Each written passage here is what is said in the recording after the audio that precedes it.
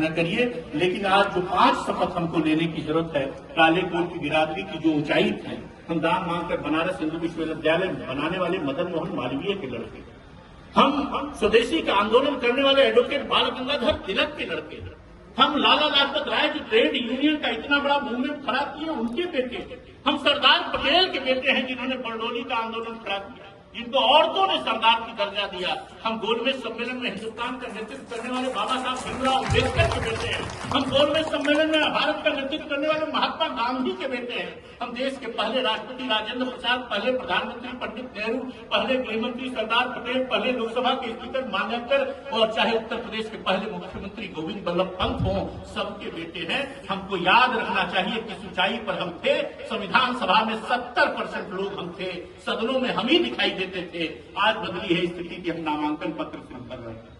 ये सारी political party की समस्या है। लेकिन ये काली कोट की बिरादरी के लिए मैं कहना चाहता हूं कि तुम्ही ने रक्त देकर रंग के उत्सव मनाए थे, तुम्ही तो सर कफन बांधे सरे मैदान आए थे, तुम्हारे ही जलाने से जलेगी क्रांति की ज्वाला। जरूरत पड़ गई है फिर तुम्हारी आज भारत को, जरूरत पड़ गई है फिर तुम्हारी आज भारत को। तो पहला शपथ हम ये लें कि कोई काले कोट की बिरादरी का आदमी किसी काले कोट की बिरादरी की बुराई सार्वजनिक नहीं करेगा जब तक उसके पास हम ही जाएंगे कहीं का एसडीएम साहब से कि लूट नहीं फलाने अध्यक्ष और क्यों नहीं करते।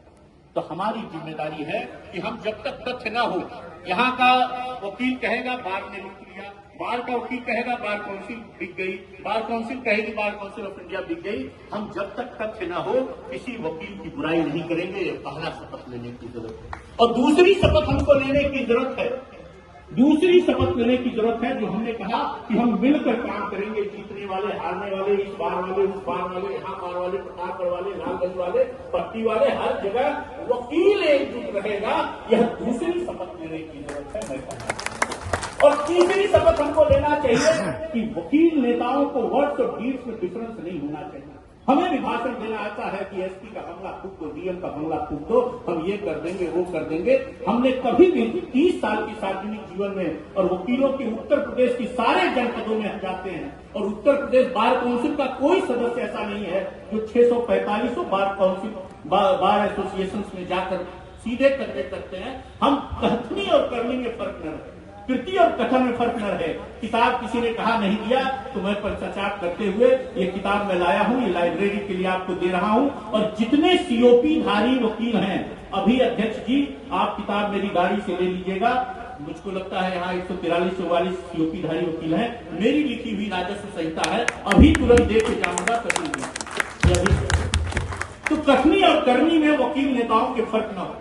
और चौथा शपथ लेने की जरूरत है कि जब आप चुनाव में वोट देते हैं, चाहे बार में चाहे बार काउंसिल में, तो अपना आदमी मत चुनिए, अच्छा आदमी चुनिए। आदमी जनों के मोहपात से ऊपर उठिए। आज बार काउंसिल में भी 25 में से 15 मेंबर आपने ऐसे दे दिए जो दूसरे काम करते हैं, वकालत नहीं करते, जो ला कागज चला रहे हैं, कप प्लेट की फैक्ट्री चला रहे हैं, कोई कुछ चला रहा है, कोई प्लाटिंग कर। तो जब काले कोट का व्यक्ति वहां जाएगा जिसके घर का तावा कचहरी से गर्म होता है, तो वकील की पीड़ा वेदना समझेगा। तो आप भगवान श्री कृष्ण ने कहा कि आत्मीय जनों के मोहपात से ऊपर उठिए। तो आप जाति पाति भय सिर्फ एक बिरादरी हमारी है, वह काले कोट की बिरादरी है। हमने देश की आजादी दिलाई है। और जब आपातकाल लगा तो इंदिरा गांधी को दरवाजे से नानी पालकीवाला ने लौटा दिया। देश की सबसे मजबूत प्रधानमंत्री थी कि तुम्हारा मुकदमा नहीं होगा। जेठमलानी पर मीसा लगा। नारीमन ने एडिशनल सॉलिसिटर जनरल का पद छोड़ दिया। रविशंकर प्रसाद जेल गए, अरुण जेटली 19 साल जेल रहे, 19 महीने जेल रहे। हम किसी और जजेज घुटने टेक दिए थे, वकील घुटना नहीं टेका। जब भी देश में समस्या होगी तो वकील साथ खड़ा होगा, जब देश खतरे में होगा तो हम खड़े होंगे। इसलिए हमको एकजुट रहकर अच्छे नेतृत्व को चुनना है। यह कहता हुआ ज्यादा बात नहीं कहेंगे। आदरणीय दयाशंकर भैया की फ्लाइट है और वो छूटेगी तो फिर बड़ी दिक्कत होगी। ये तो जाते जरूर है, चाहे रात 3 बजे पहुंचे 2 बजे पहुंचे। तो इसलिए मैं अपनी बात समाप्त करता हूँ। इनका स्नेह बना रहता है। आज मैं सिर्फ जैसे ब्रिटेन के जब प्रधानमंत्री बने स्टामर, तो हमने लिखा एडवोकेट स्टामर के बनने पर बधाई।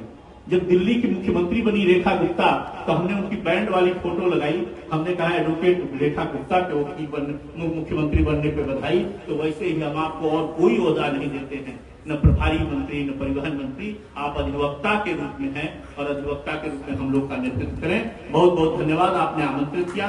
और भैया ओझा जी, आपको बहुत धन्यवाद, मुझको आपने बुलाया। मुझे जब कहेंगे 24 घंटे 7 दिन 365 दिन वकीलों की बेहतरी और बहबूदी के लिए हम काम करते हैं और बड़ी ईमानदारी से जब से वकालत में हैं, बार काउंसिल गए हैं, 1 लाख रुपए की किताब अपनी निजी आमदनी से बांटते हैं। हमको बार काउंसिल से पैसा नहीं कमाना है, हमारे घर का तावा कचहरी से गर्म होता है।